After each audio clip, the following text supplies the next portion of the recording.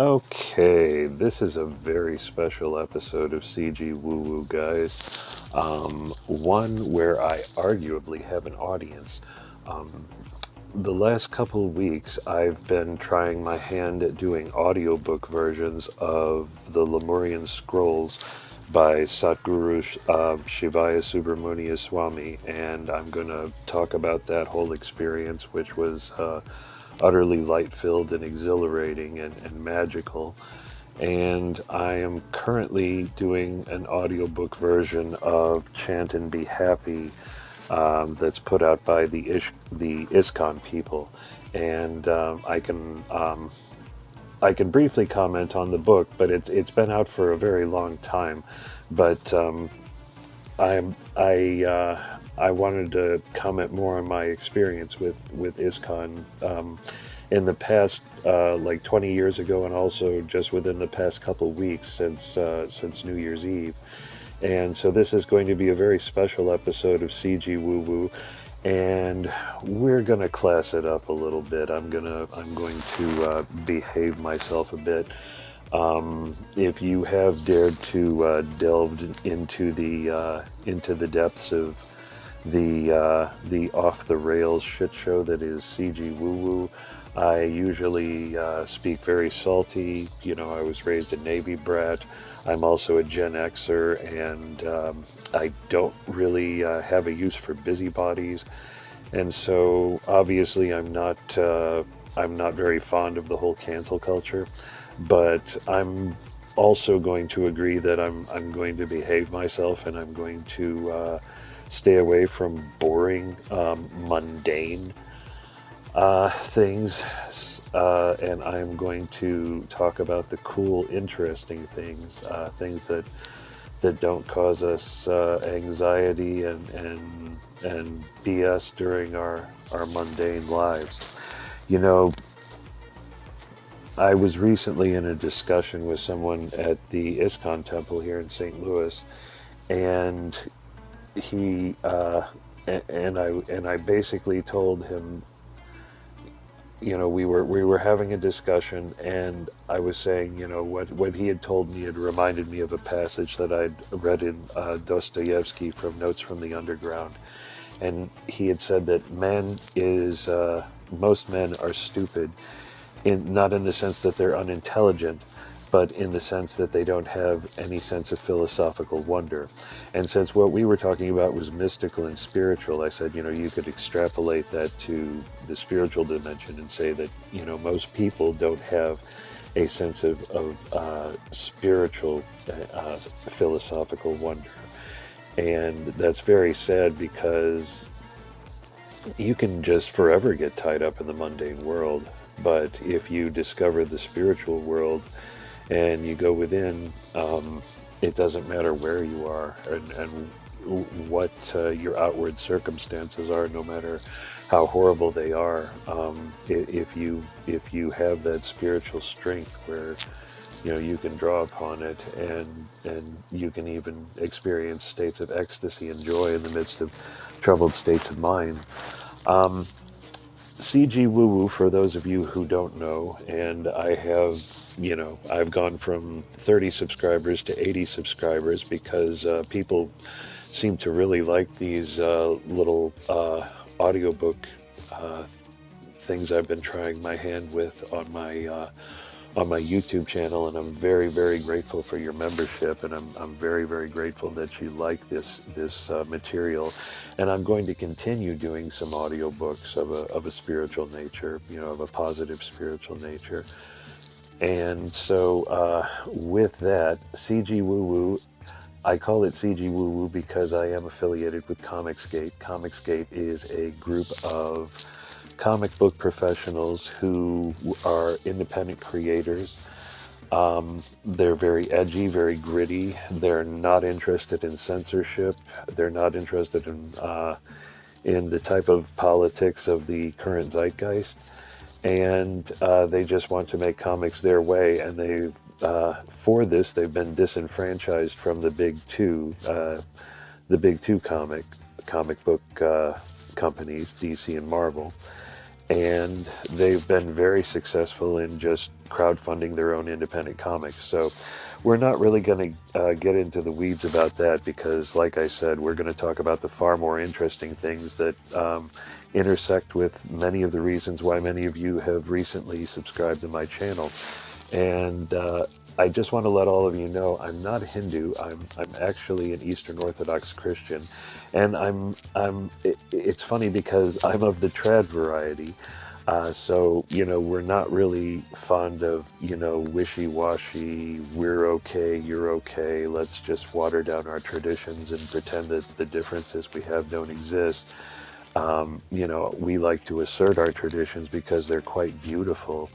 And, even, completely outside of the polemical sphere, which is just like a hard, spiky outer shell that keeps away, people and things from, you know, destroying the treasure of spirit that's inside. It's all of the beautiful traditions that really convey the tradition and the contact with Godhead. And it's these image negating traditions that tend to starve a person spiritually. And personally, I do think that that's by design. I say that that's all I'm really going to do. I also tend to get into conspiracies a lot, but that's just how I roll. Um, like I said, I'm gonna talk about the things that you and I are interested in. So, like I said, I'm gonna keep it classy. I'm gonna keep it spiritual, and we're gonna keep it for this episode mostly Hindu.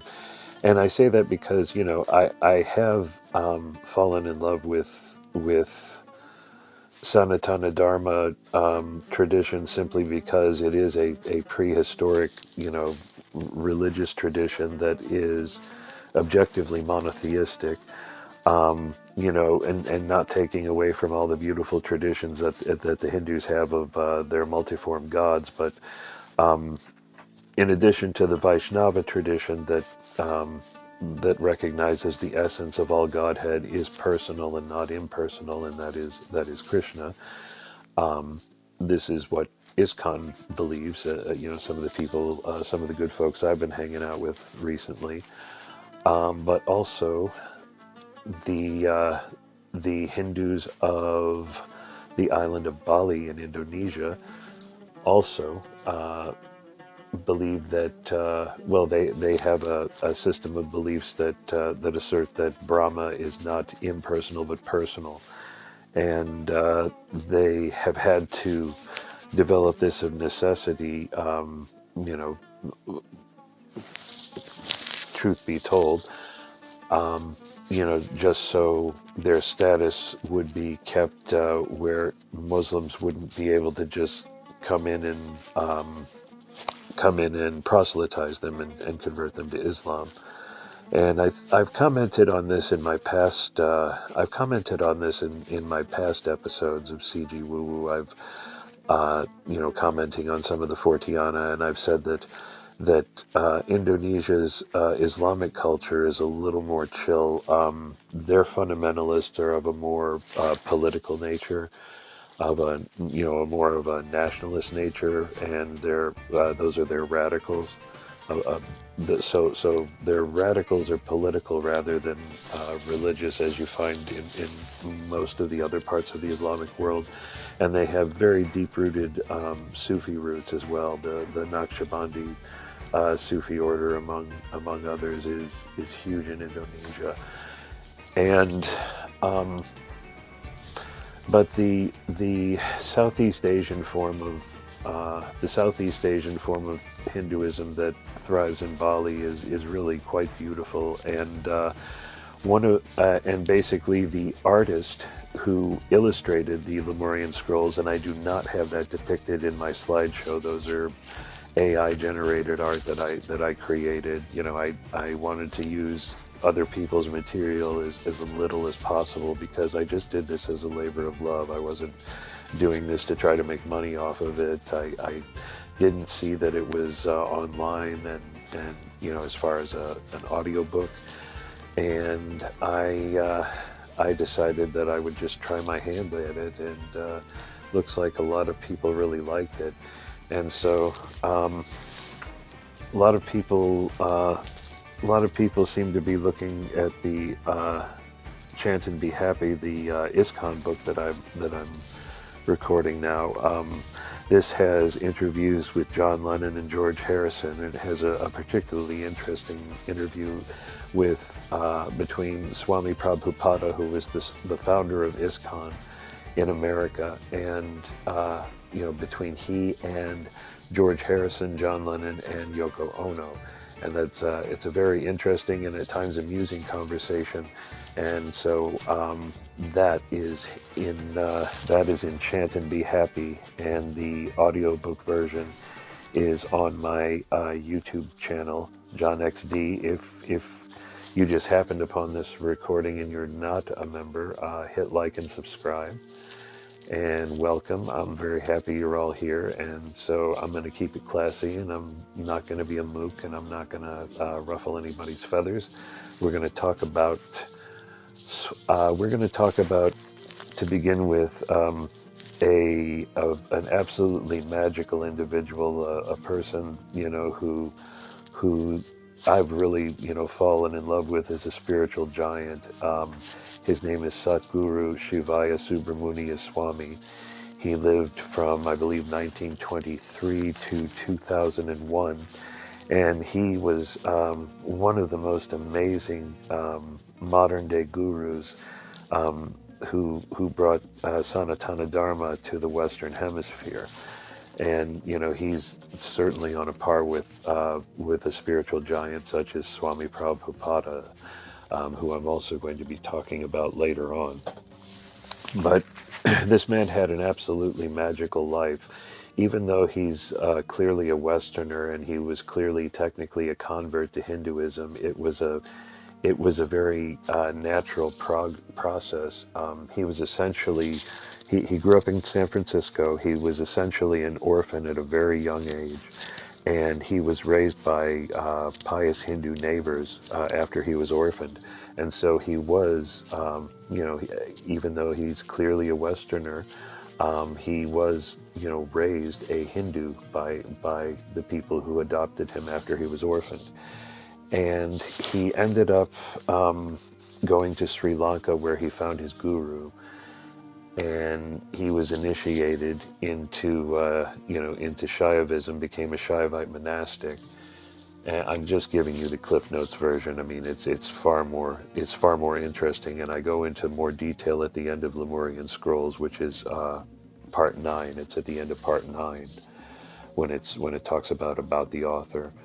But he founded a monastery on the island of Kauai in Hawaii, and it's an absolute paradise there. People go to vacations to Hawaii from all over the planet. I mean, it's to the point where it's cliche, but there's a reason why so many people go there, because it's absolutely like paradise. It's like something out of a mythological tale. And it's very apropos because this man lived an absolutely magical life. He saw visions. He had clairvoyance, clairaudience. He worked miracles, and one of the miracles that is clear and evident that he performed was when he founded his monastery, his Shaivite monastery on the island of Kauai in Hawaii. He managed to build the largest stone temple out of granite. He ended up building the largest stone temple out of white granite, hand-carved, and it was the largest temple of its kind to be made entirely out of stone in 2,000 years, since the time of Alexander the Great. Actually, 2,300 years. I'm right-brained.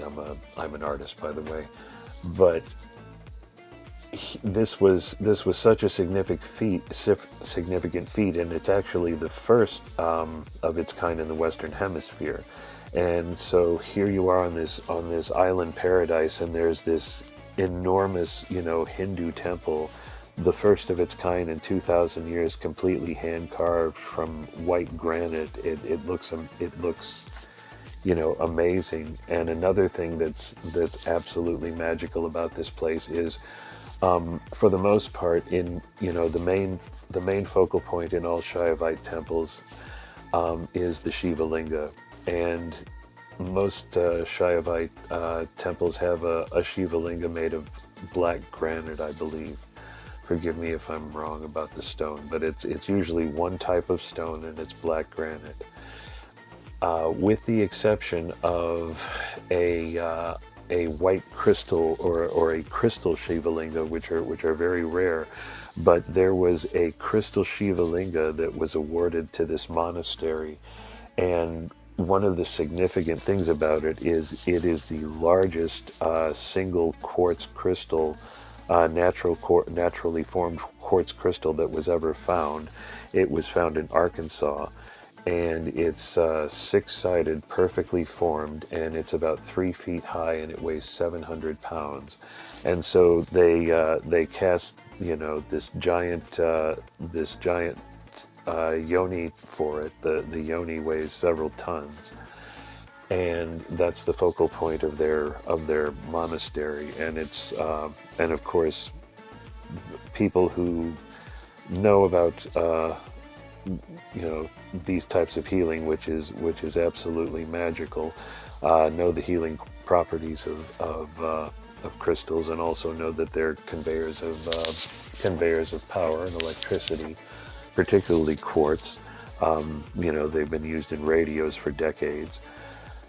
And of course, there are people all over the New Age and Ancient Aliens communities, that also believe that the pyramids may have had, antediluvian technological designs because of the nature of the stone, the quartz stone used in many of them. But here's this absolutely magical Hindu monastery on this absolutely magical island, and it has a very rare, absolutely magical Shiva Linga, that quite literally can be demonstrated to show that it emits energy. And many of the monks say that when they touch it, it emits like a warm energy. But and the subject matter of the Lemurian scrolls, if you've been listening to it, and many of you have, on the surface, if you didn't know, if you just eliminated all of the Hindu names, and you inserted like the names of, say, Guy Ballard's Ascended Masters from his I Am movement, it sounds very similar. Or if you replaced it with some of the names that Madame Blavatsky co-opted from Hinduism and Buddhism when she started the Theosophical Society in the late 19th century. And the reason that they're so similar is because a lot of these people got their language demonstrably from Hinduism. And Sadhguru was an extraordinary man who was from a genuine lineage, and he received a genuine transmission. And far from being a New Age flake, he was actually renowned all over the world for being one of the strictest gurus and yogis on the planet. And they have a very traditional Shaivite monastery there. They have a full retinue of priests who do the full rituals, year round. And I mean 24 hours, I guess. They have a full retinue of priests.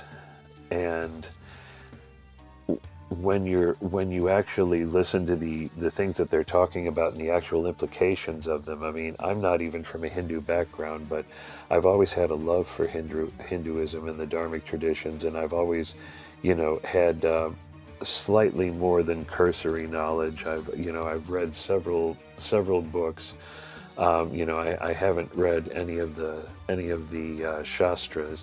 I've read, a condensed version of, selections from the Upanishads, and I've also read the ISKCON version of the Bhagavad Gita, and also a condensed Signet classic version of the Bhagavad Gita, I think printed from the 60s or 70s. It was one of my dad's old books. The pages were all brown and falling apart and everything, but it was, I mean, I remember reading it, and I had such a peaceful feeling, that washed over me when I read it. And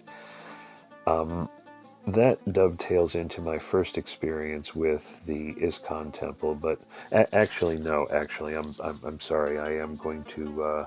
I get a little scatterbrained. Forgive me, but I'm going to deal with Sat. I'm going to properly talk about Satguru, because he's actually one of my heroes.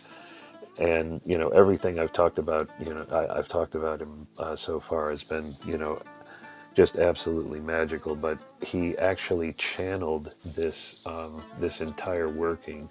And of course, there are a lot of New Age people who say, "Oh yeah, I channeled this from the Akashic records," and it's almost to the point where if you've been burnt out by some of those things, you sort of roll your eyes when you first hear that, because you think, "Oh boy, here's just another New Age person, just who has a quote channeled working." In other words, they wrote a science fiction novel and they want you to believe it. But no, this has to do with you know legends that stretch back into prehistoric times of a lost continent of Lemuria. And there have been several different theories as to where Lemuria is. Some people believe it was in the middle of the Pacific, and actually connected California to the Polynesian Islands and to Southeast Asia. I'm not quite so sure about that. But also some people believe that it was in the Indian Ocean. And then uh, the the theory that I the theory that I subscribe to, and originally I subscribed to it because it's the theory that is best supported by the geological evidence, is the theory that Sundaland, the subcontinent that is now Indonesia and Papua New Guinea. It was actually once a subcontinent before the glacial melt, before the sea levels rose. And it was actually a subcontinent that was larger than India. And it was the largest landmass that was apparently covered with water at the fastest rate when the sea levels rose. And they're finding all sorts of underwater archaeological evidence. I mean, for the longest time, there was no underwater archaeology being done there. And the South China Sea is relatively shallow. We're talking about 500 feet in most places, from what I understand. But they are now finding archaeological evidence of prehistoric antediluvian, literal antediluvian civilizations. Um, Whether or not you believe in a biblical flood, I mean, or a flood that is talked about in, Hinduism and in, traditions all over the world, that's neither here nor there. But, when there was a demonstrable deluge there, one that actually submerged a continent. So, the best candidate for Lemuria, I believe, is Sundaland. And of course, the remnants of Lemurian civilization that are still there, that have an absolutely magical prehistoric Hindu culture, are the Hindus of Bali. And when Indonesia became a Muslim nation, most of the scattered Hindus all over the region, they sort of converged and coalesced onto the island nation of Bali. And that is a Hindu island nation within Indonesia. and they have, they have an absolutely Lemurian civilization. They have this prehistoric, dharmic religion that, that has been there since, time immemorial. And they also are in, a geographic region that was, where these where this civilization apparently existed. And when you look at the remnants of Gunung Padang in Indonesia, that you found a step, a primitive step terraform pyramid. No, I take that back. I don't mean primitive. It was, it was a terraformed pyramid, that where they used a mountain, where they terraformed a mountain rather than just building an entire pyramid from scratch in the middle of the desert. And that would make more sense, just because of the geographic region that they were in. But as far as Atlantis goes, that's another rabbit trail. Some people think it was the Azores. I think that the best way to hide something is to put it in plain sight. Was there an unknown continent that was on the other side of the Atlantic Ocean that nobody knew about, or maybe they did know about at one time and forgot about and kept a secret, and all of a sudden it got discovered? Hmm. Is there a place like that? Maybe there's even two big continents like that. I'm just saying. But back to Lemuria. Um, what Satguru did was he actually channeled this work through scrying. And if you don't know what scrying is, it's an occult practice where you use some type of surface. The oldest method is in a water basin. The most traditional method that modern occultists use is a black mirror, like a shiny, highly polished black surface like a stone. But, or some people, scry into a screen of smoke, as as the Satguru did. But what you do is it's a method where you look into this reflection and you stare at it until your reflection disappears, and then, you know, because of because of your blind spots and the distortions that happen, the way modern occultists describe it is your subconscious taps into whatever entity you're communicating with. But some people also scry and see visions, as Swamiji did.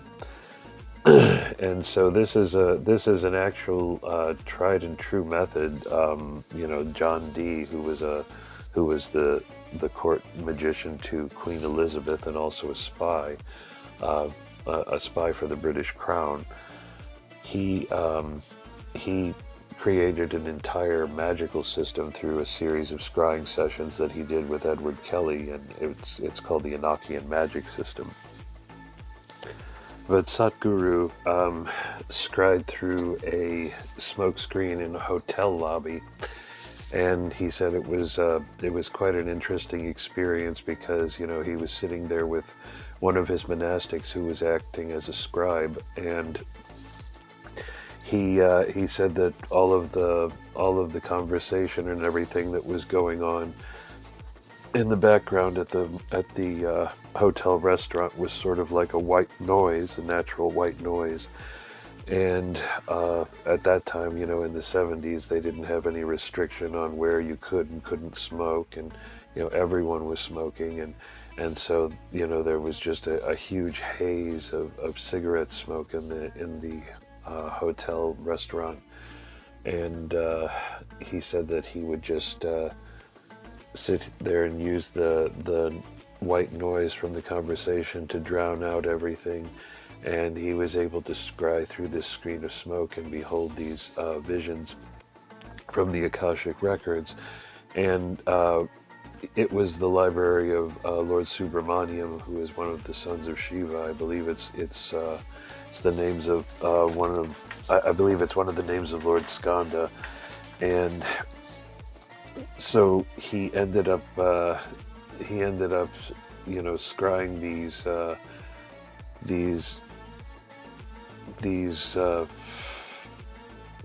accounts of things that happened in previous yugas, and it really helped me. Over the past few years, I've opened myself up to more of a magical outlook, and the times being what they are, a lot of people are becoming more and more skeptical, not of the supernatural, but of the the sort of scientism of the establishment that that essentially drowns out and discredits anything simply because it's outside of a realm that they can control. And so this is when you understand that in these previous yugas reality was completely different. There were veils of existence that have been lifted or removed, or things were put into place that that aren't in play right now, but apparently they will be again. When there's another cycle. And it was really amazing because I've always been fascinated with this type of mythology and these type of legends, but because they stretch back to such an ancient time, even before the legends of Atlantis, with something would have to have been scribed from the Akashic records for any type of transmission of this nature to come to us in the modern day. At the end of the Kali Yuga, some people say that we're at the end of the Kali Yuga, which the Lemurian scrolls seem to imply, and also Sadhguru's Shaivite monastery and his group teach. But there are others, including Swami Prabhupada and ISKCON, who believe we're just at the beginning of the Kali Yuga. We are, only 5,000 years into a 432,000 year cycle. And so, we've got the better part of that immense cycle of time to still go through in the Kali Yuga. So, depending on where you sit on that, it's very fascinating one way or the other. Just because we live in absolutely magical times, and the world that we live in now is not the world that we lived in before, and a lot of it has to do with reality changing. And so, my experiences, and I think the experiences we've all gone through in the past 3 years or so, have helped us to... My cat is bothering something that he shouldn't be. And he's very mischievous, and he doesn't listen because he's spoiled and I spoil him. Yes. Essentially, the point that I was getting at before my beautiful Bengal kitty interrupted is that we live in absolutely Fortean times, as people like Thomas Sheridan have pointed out, and so it opens up our sensitivities to things like this, where as before we probably would have been just as skeptical as the establishment, or perhaps we would have wanted to entertain something like this more than we actually thought it was true. But we live in absolutely magical times, and this was a magical tome that was obtained by a very traditional magical technique. So, in my humble opinion, it's 100% legit, and it comes from a completely legitimate guru and holy man who comes from an authentic Hindu transmission of Shaivism. So, and like I said, I found the entire experience of trying my hand at doing audiobooks completely exhilarating, completely light-filled, and I was very happy to have have done it and to have read that book. I first discovered it about 20 years ago, and I'm very glad that I came across it again. So, now we are going to get into the delightful group of Vaishnava Hindus known as the International Society of Krishna Consciousness, ISKCON, or as they are known in the popular nomenclature of a generation ago, the Hare Krishnas, the Hare Krishna movement. I've also talked about this before on my previous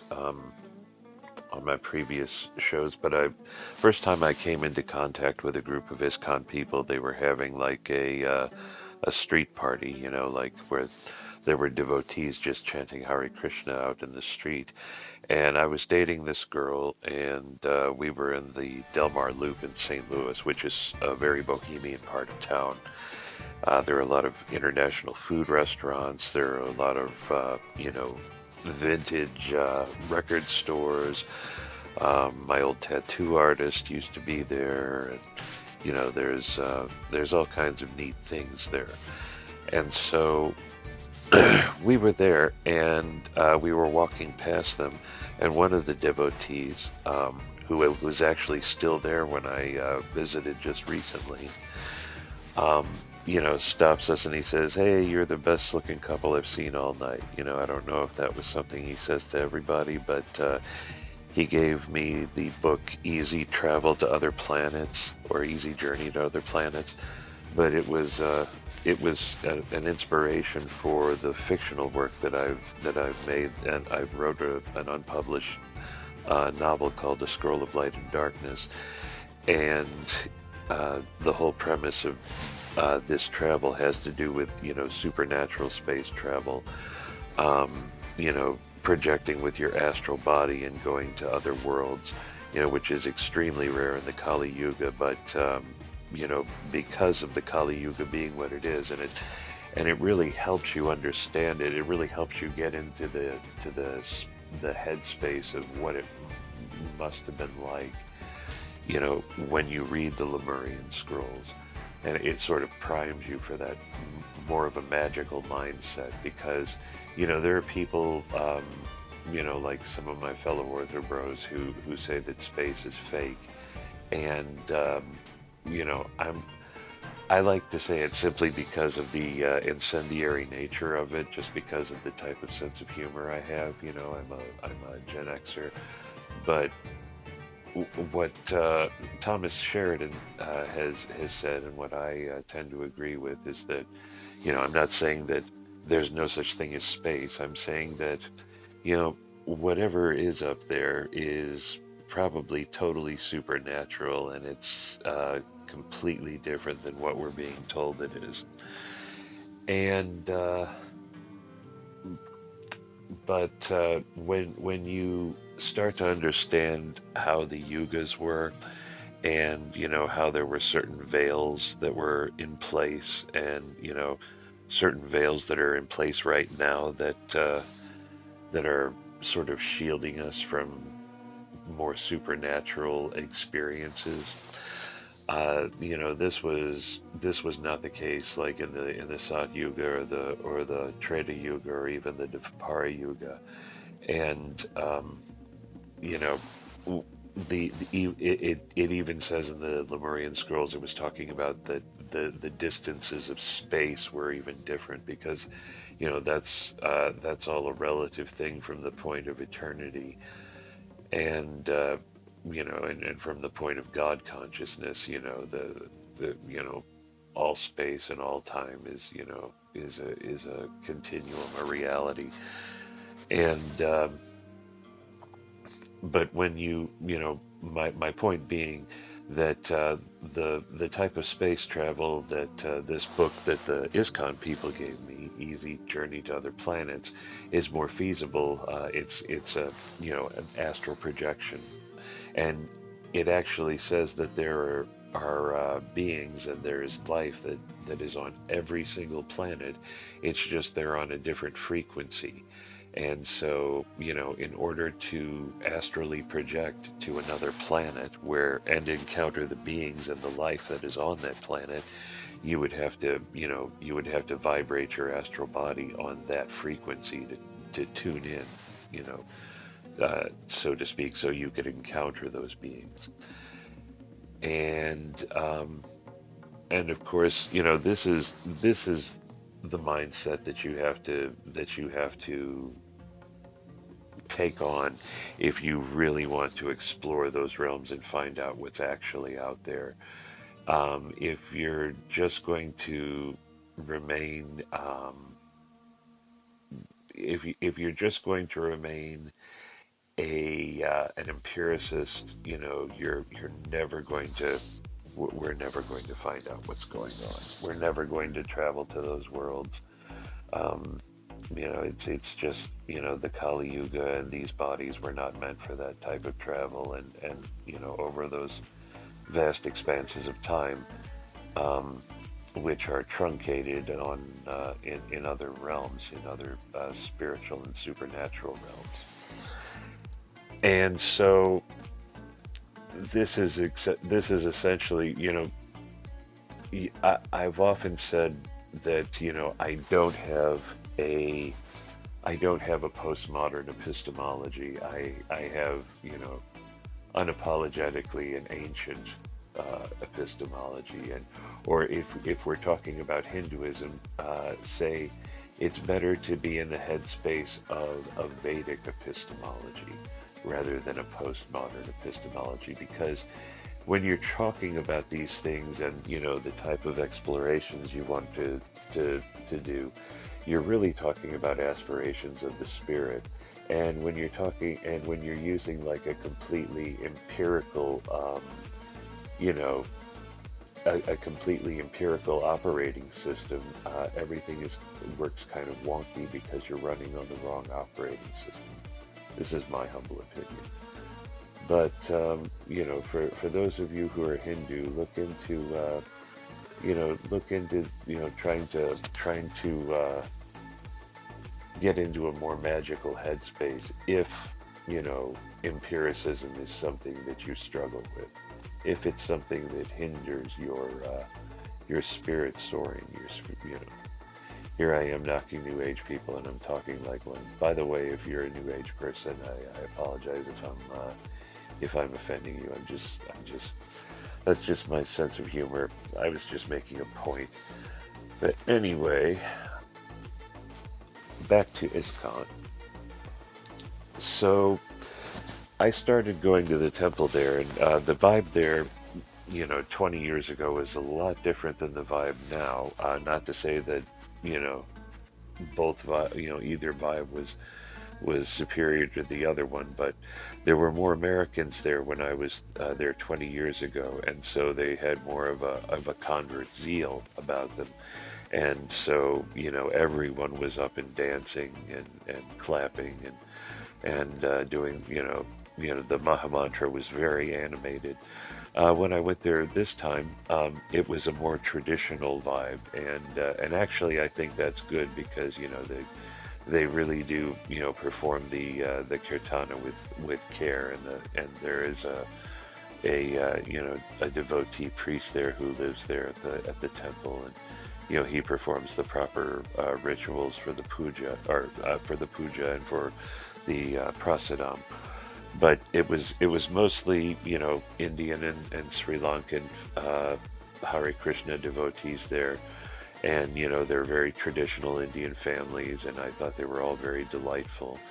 And the prasadam was actually even better than I remember 20 years ago. But as with all cultures, and of course I was primed for this, having being Orthodox. When converts enter parishes that are mostly ethnic parishes, be they Greek or Slavic or Arab, um, a lot of Americans don't understand that there are two tiers you know, of people warming up to you in most cultures. You don't just automatically, just throw open your arms and say, treat someone like they're your best friend when you don't know them. You're obviously going to size them up. And but then when after that echelon of interacting with people has gone on, then it's a completely different experience when they open up to you. But these are delightful people, and I will say that it's a lot more packed. It's there's there was just a handful of Americans there when I was there the last time. Maybe about 20 people, and there were easily 100 people there now. But that is my experience with um, the Hare Krishna Temple. My wife and I went there a couple of weeks ago, and we went to the Kirtana service and chanted Hare Krishna for about 3 hours, and then I went back the next day and chanted about 5 hours more.